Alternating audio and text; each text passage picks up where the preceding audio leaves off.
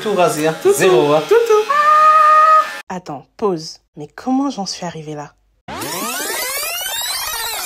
Je sais pas ce que j'ai fait, je sais pas pourquoi le sort il s'acharne sur moi comme ça. C'est bon en fait. Je suis fatiguée. Je suis en train de craquer là, je vais péter les plombs.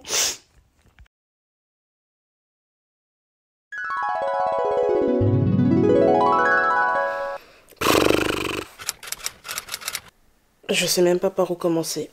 Bonjour mes amours, déjà, ce serait pas mal.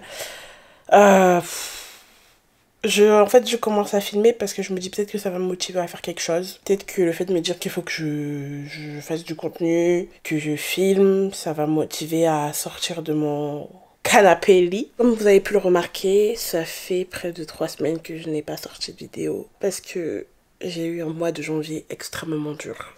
Et on n'est même pas encore fini, il reste encore 3 bons jours avant que janvier ne se termine d'ailleurs. Je vais essayer de vous expliquer un petit peu tout ça, j'avais l'intention de vous expliquer mais je préférais attendre le moment où j'aurais pris un petit peu de force. Je vous expliquais ce qui se passait dans ma vie à chaud. J'aurais pu craquer et pleurer et machin. Et je vous prie, s'il vous plaît. De toute façon, je suis pas inquiète par rapport à vous. Je sais que ma communauté, elle est archi bienveillante. Je sais que les gens qui me suivent sont des amours, sont pleins de sagesse. Mais c'est le jeu des réseaux sociaux. Je ne sais pas sur qui ma vidéo va tomber.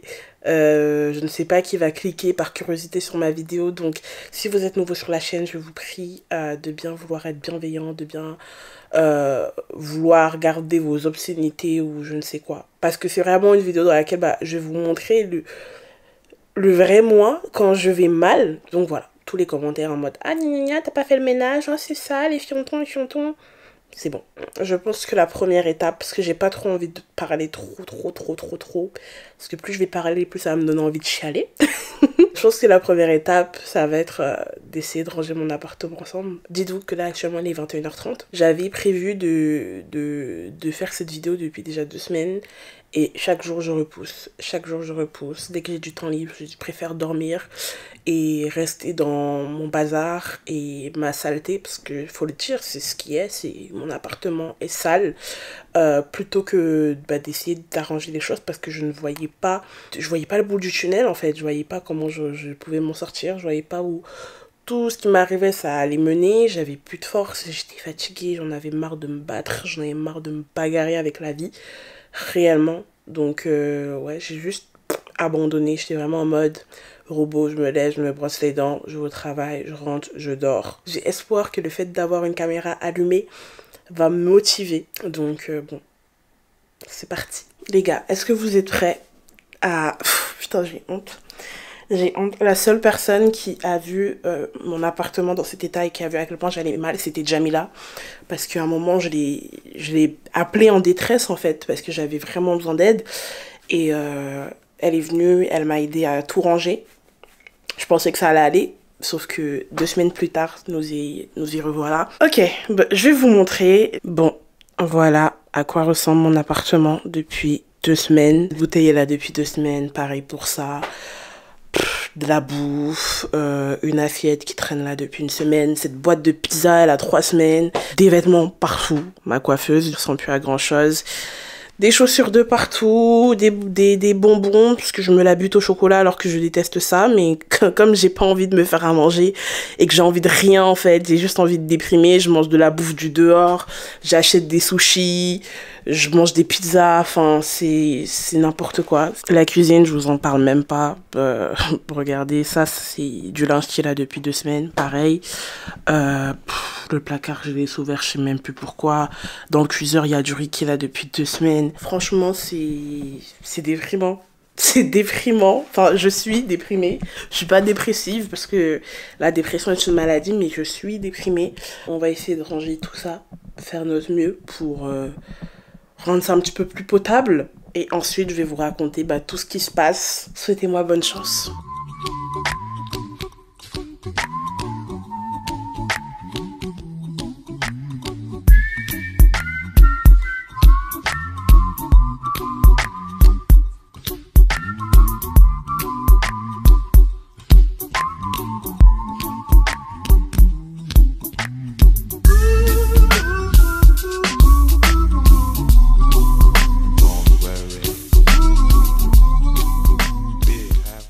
Il est minuit 00, j'ai fini le grand nettoyage. Je suis très fatiguée mais je suis contente, au moins ma maison elle est propre. Du coup, voici la cuisine. J'ai fait un petit peu de place pour caler le sèche-linge là dans le coin. Hop, là c'est toutes les poubelles que j'ai accumulées ces derniers mois. La valise elle est cassée depuis Babelwed. J'ai eu la flemme de la descendre, donc demain matin je vais tout descendre parce que là il fait nuit. Puis bah le salon c'est bon. J'ai lavé mes pinceaux, donc dans la serviette il y a mes pinceaux propres. Là les coussins je vais pas les remettre sur le canapé étant donné que les housses je les ai mises dans la machine. Et puis voilà. Vous savez quoi, je suis vraiment fatiguée. Demain je dois me lever à 5 h, donc je vais dormir. Et on va continuer cette vidéo demain matin. À tout de suite. Bon les gars, je vais beaucoup mieux. Nous sommes le lendemain soir. J'ai eu énormément de mal à me réveiller le matin pour continuer cette vidéo. Mais là, je suis en pleine forme, je suis de bonne humeur. J'ai passé une plutôt bonne journée. J'ai eu une idée.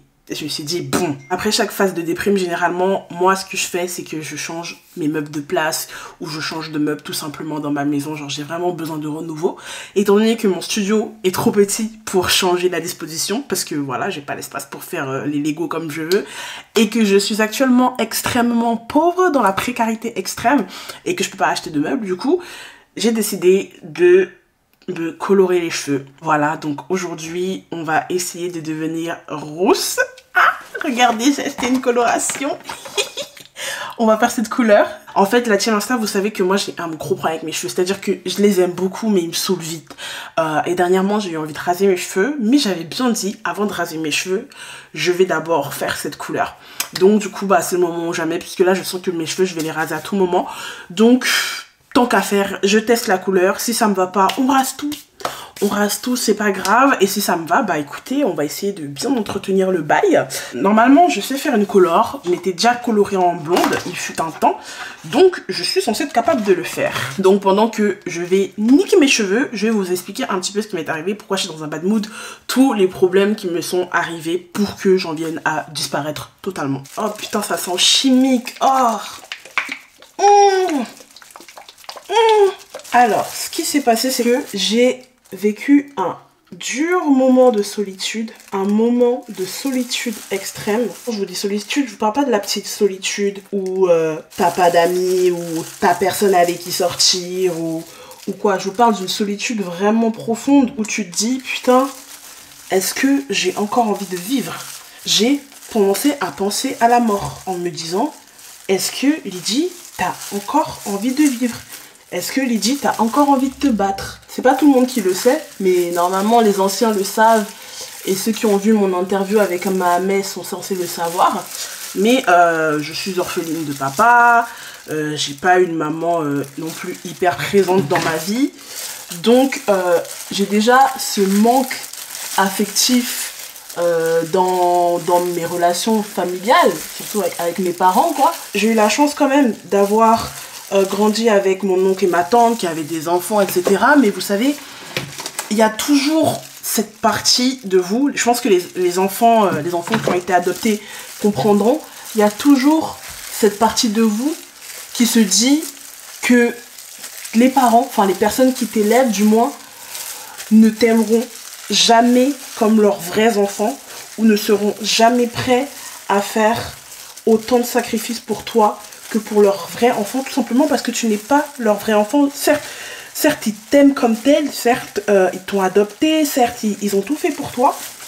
Mais voilà, j'ai commencé à avoir cette façon de penser-là, à me dire, en fait, si jamais il y a une réelle urgence ou un cas de force majeure où tu es plus en capacité pas de décider, mais tu es plus en capacité de te battre et de supporter, Lydie, en fait, t'as personne qui est prêt à se sacrifier pour toi. Tu n'as personne qui est prêt à donner sa vie pour toi, à dire « Ok, c'est mon enfant, je suis prête à mourir pour elle. » Vraiment, ce qui m'est passé par la tête parce que je suis arrivée à un moment où j'étais réellement fatiguée. J'en pouvais plus. Des galères se sont enchaînées.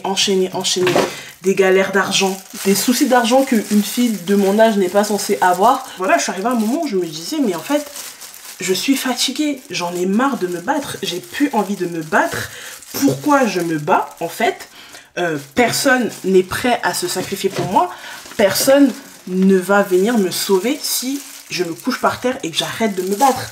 Parce que toute ma vie, ça a été la bagarre en fait. Je passe ma vie à me bagarrer avec la vie. Je passe mon temps à être là, à combattre je ne sais quoi. Et en fait, au bout d'un moment, les gars, j'ai 20 ans, je suis fatiguée en fait. Je suis fatiguée, surtout que la vingtaine, c'est une période, je pense, dans la vie de quelqu'un, c'est le moment où tu as le plus besoin de tes parents. C'est le moment où tu as le plus besoin de savoir que tu es soutenu, que tu as quelqu'un qui tient à toi, qui pense à toi.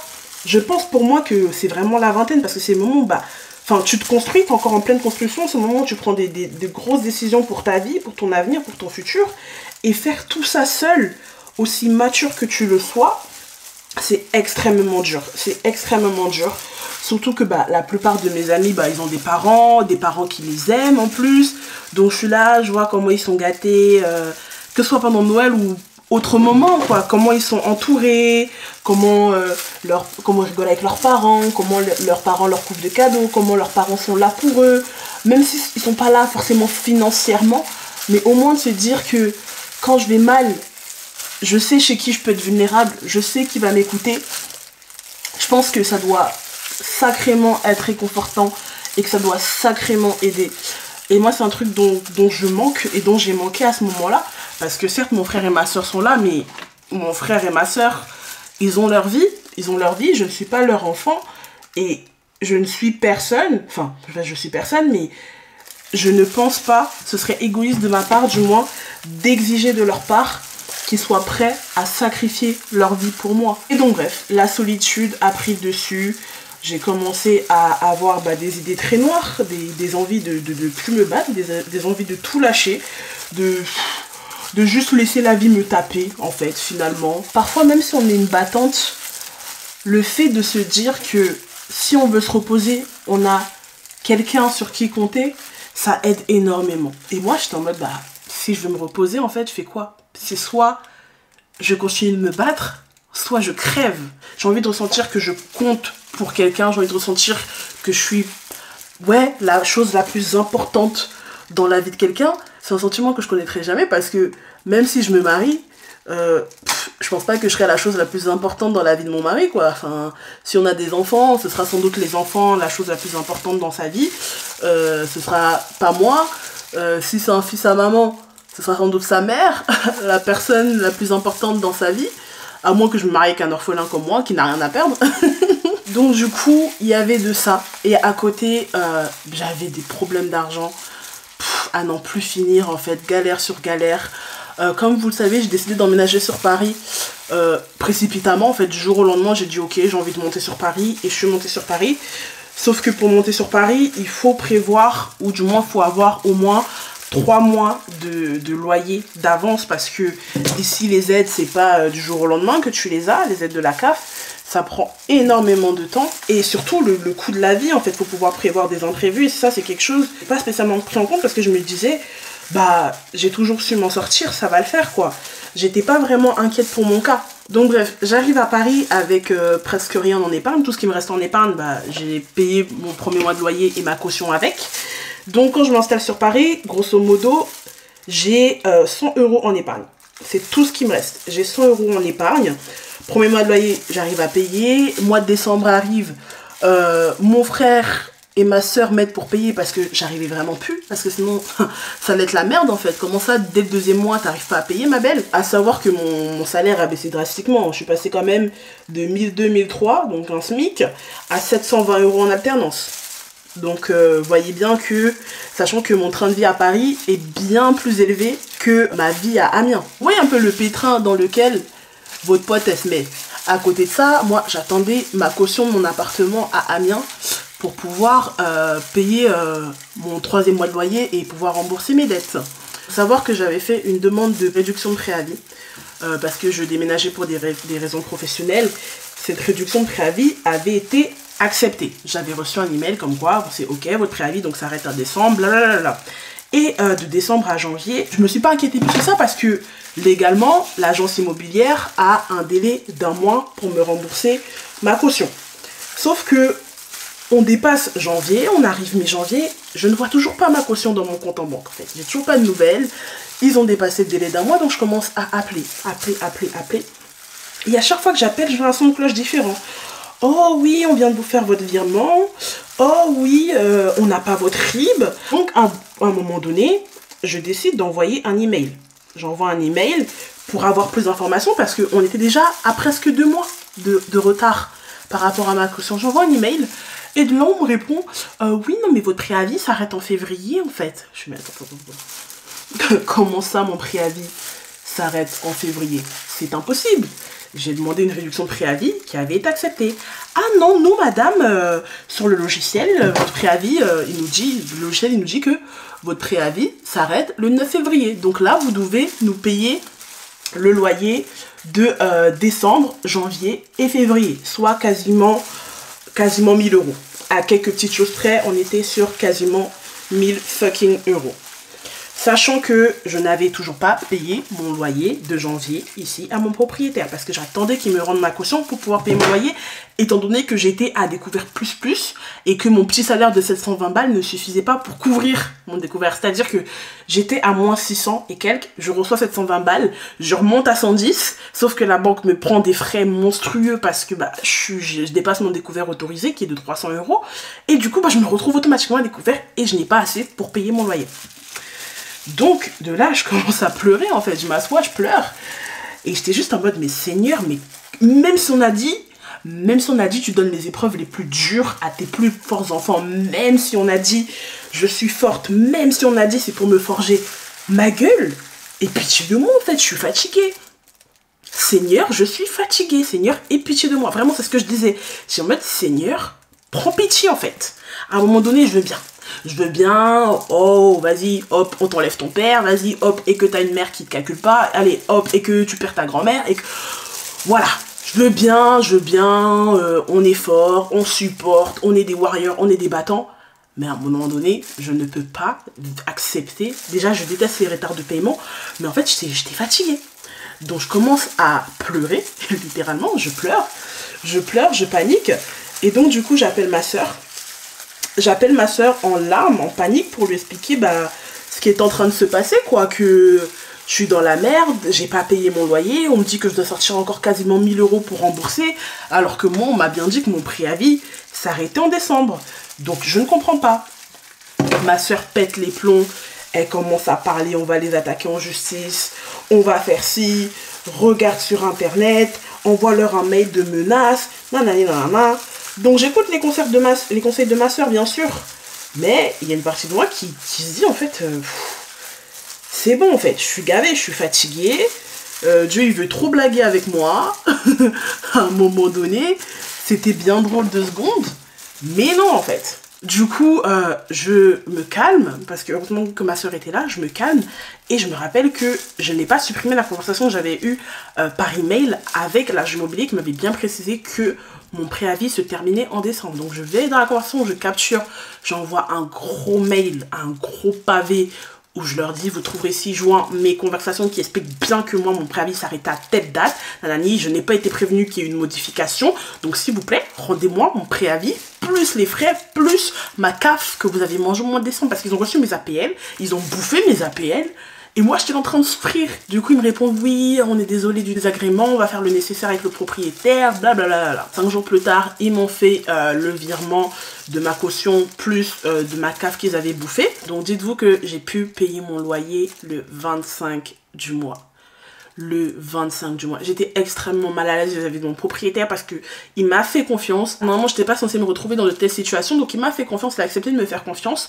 Et c'était extrêmement gênant quand je lui ai appelé ce 16 janvier pour lui dire que le loyer aurait du retard, que je suis désolée, etc. Heureusement que mon propriétaire, c'est un amour, franchement, que Dieu le bénisse. Il m'a dit non mais il n'y a pas de souci, je vous fais confiance, même si c'est le 25, il n'y a pas de souci, voilà. Il ne m'a à aucun moment mis la pression, donc je vais payer le loyer le 25 du mois, voilà, tout va bien, au moins j'ai payé mon loyer. Je suis toujours broke, j'ai pas d'argent, je n'ai plus d'argent. Rappelez-vous, il y a moins d'1 an, je vous disais que j'avais plus de 10 000 euros en épargne. Je ne sais pas comment, enfin je sais comment j'ai fait pour manger plus de 10 000 euros en moins d'1 an. En moins d'1 an, je vous disais au mois de avril 2022 que j'avais 10K en épargne, il ne me reste plus rien. Il me reste 30 euros. Et vous savez où mon argent il est parti? J'ai dépensé quasiment plus presque 5000 € pour aider ma mère qui est en Afrique. C'est pas grave, je l'ai fait pour aider. Mes déménagements, mes va-et-vient, oh, je veux acheter des gros meubles, oh, je veux me vivre dans une maison, fianton, ok. Mais voici, je me retrouve, j'ai plus rien. Donc là, je dois repartir de zéro alors que j'étais bien partie, j'étais extrêmement bien partie. Et là, quand t'es dans ce cercle du découvert, c'est extrêmement dur déjà d'en sortir et de réussir à bien épargner, à épargner correctement en fait. Dites-vous que là, actuellement, je n'ai pas de chauffage chez moi. Je n'ai pas de chauffage chez moi parce que mon chauffage, il a arrêté de fonctionner il y a de cela 3 semaines. Et comme j'avais pas payé mon loyer, je ne voulais pas appeler le propriétaire pour lui dire que je n'avais pas de chauffage. Donc, je dors littéralement avec 3 couvertures, des chaussettes, jogging, sweat. J'ai froid, je me les caille chez moi concrètement, je me les caille. Et j'attends encore un petit peu parce que là je viens juste de payer le loyer, j'attends encore un peu quelques jours pour prévenir le propriétaire comme quoi le chauffage il fonctionne plus pour venir réparer tellement c'est la honte en fait. Et dans cette situation en fait je me suis rendu compte que j'étais vraiment seule parce que ce qui est dur c'est que j'ai pas vraiment quelqu'un avec qui je peux en parler. Mes amis ont des situations tellement différentes et tellement éloignées de la mienne. Soit c'est des personnes qui ont des parents qui leur permettre de leur offrir ce qu'ils veulent, soit c'est des personnes qui vivent pas tout seuls, donc qui peuvent pas spécialement comprendre la charge que c'est et le stress que c'est que de pas avoir payé son loyer par exemple, ou soit c'est des personnes qui sont totalement déconnectées de la réalité parce qu'ils gagnent extrêmement bien leur vie et grand bien leur face, mais du coup moi, dans ma story privée, parce que c'était surtout story privée que je racontais mes histoires, au bout d'un moment, j'ai arrêté de raconter. Au bout d'un moment, quand je me sentais mal, je faisais juste un petit snap pour dire que j'étais mal, mais je voulais même plus expliquer pourquoi, parce qu'en fait, j'avais l'impression d'être la pote dans laquelle la story privée, c'est toujours « ouin, ouin, ouin, je suis pauvre, ouin, ouin, ouin, j'ai des galères, ouin, ouin, ouin, il y a ce qui va pas », alors que dans les stories privées de tout le monde, c'était « oh les vacances, oh la fête, oh la bringue, oh les habits, oh les machins ». Et là, je le dis vraiment pas dans un sens en mode « je suis jalouse ». Même s'il y a une partie de moi qui est jalouse, moi il y a une partie de moi qui est profondément jalouse de quelque chose que je n'aurais jamais, à savoir la paix. J'ai l'impression que je n'aurai jamais la paix. J'ai l'impression que je pourrais jamais me reposer en fait. Peut-être ma mission sur Terre c'est juste de souffrir et d'aider les gens, qui sait. Mais c'est juste épuisant en fait. Et c'est comme ça que mon appartement s'est retrouvé dans l'état que je vous ai montré il y a quelques instants. Parce qu'en fait, la fatigue était telle que j'avais même plus envie. J'avais même plus envie de me lever le matin. Vraiment, je voulais que la nuit dure éternellement. Me lever pour me dire, me brosser les dents, aller sourire encore avec mon boss qui me casse la tête. C'est aussi pendant toute cette période que j'ai réalisé que non seulement j'aurais sans doute jamais la paix, mais peut-être qu'une partie de moi ne sera jamais heureuse. Il y a une partie de moi qui sera jamais comblée parce que tout l'argent que j'ai dépensé, les 10 000 € que j'ai dépensé en moins d'1 an pour faire des voyages, pour déménager à gogo, pour acheter des meubles et tout, je me suis rendu compte que c'était pour essayer de combler un vide, un manque. Et j'ai toujours cru que c'était le manque d'argent qui faisait que j'étais pas heureuse, etc., etc. Mais certes, peut-être qu'il y a un peu de ça. Peut-être c'est le fait d'être broke qui fait que je suis pas spécialement heureuse. Mais j'ai également réalisé que même si j'avais tout l'argent du monde, il manquait toujours un truc. Un truc que j'arriverai jamais à combler, c'est le manque de parents. C'est un truc que je n'arriverai jamais à combler. Et même si j'ai tous les milliards de la terre, je n'aurai jamais de parents. Et ça, c'est un fait, c'est un truc qu'il faut que j'accepte. C'est rien, c'est la vie. Il y en a plein qui sont dans mon cas. C'est pas grave. Enfin, c'est pas grave, c'est grave. Mais c'est dur, en fait, à vivre au quotidien. C'est dur de se dire que, ouais, toi, tu connaîtras jamais ça, cet amour inconditionnel. J'aurai jamais de parents, même si je suis milliardaire, je pourrais jamais acheter de parents, en fait. Des parents, ça s'achète pas. Vous imaginez, réaliser qu'il y a quelque chose, que malgré tous vos combats, tout votre travail acharné, que la seule chose que vous désirez réellement, vous pourrez jamais l'avoir. À quoi bon? Donc bref, c'était un petit peu ça qui m'est arrivé. Voilà, là je vous ai fait les grandes lignes parce que voilà, c'est encore plus profond que ça, mais on est quand même sur internet. J'ai pas non plus envie d'exposer toutes mes faiblesses sur le web, mais grosso modo c'était ça en fait. Solitude, réalisation que peut-être que je connaîtrai jamais le bonheur ultime, et pauvreté mais c'est pas grave. Écoutez, j'ai été reboostée dernièrement parce que malgré le fait que mes amis soient très différents de moi pour la plupart, ils ont quand même été là. J'ai des amis en or qui ont essayé de m'écouter, de me soutenir comme ils ont pu. Donc je me dis, écoute, t'es là pour une raison. De toute façon, se suicider, c'est hors de question. N'oubliez pas que je suis un lion s'aime et je m'aime tellement que je pourrais pas mettre fin à mes jours, je pense. Juste parce que je m'aime énormément, malgré tout. Le plus chiant dans cette situation, c'est que je sais que j'ai besoin de consulter. Je sais que j'ai besoin d'aller voir un psy. J'avais essayé de voir un psy cet été parce que j'avais eu un mental breakdown encore avant de déménager dans ma maison à Amiens. J'avais commencé des séances de psychologue, mais 50 € la séance, en fait, je ne pouvais pas. Pour que quelqu'un me psychanalyse tel que moi, je sais le faire très très bien, peut-être c'est un professionnel, mais je trouve que pour l'instant, je m'en sors plutôt très bien avec mes petites introspections.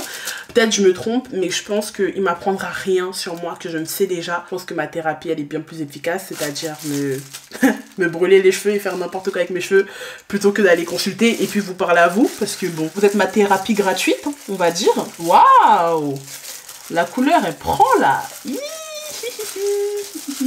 Bon, je vais rincer tout ça et on se voit pour le brushing et la coupe. Bon, les gars, j'ai fini ma colo. Je pense que ça a raté parce que j'ai les racines qui ont prise, mais j'ai pas laissé suffisamment. Mais par contre, mes pointes, là où j'ai les cheveux défrisés, j'ai l'impression que ça a pas pris du tout, ou du moins ça se voit pas. Donc là, je vais faire le brushing pour voir. Et franchement, si ça rate, demain matin, je rase tout. Il est hors de question que je me balade avec des cheveux moches. Bon les gars, c'est mort hein. Demain je vais me raser la tête, regardez. Genre, on voit à peine la nuance. On voit à peine la nuance, je vois pas à quoi ça sert. Parce que vraiment, quitte à avoir les cheveux défrisés et colorés, autant avoir une coloration qui me plaît. On voit rien.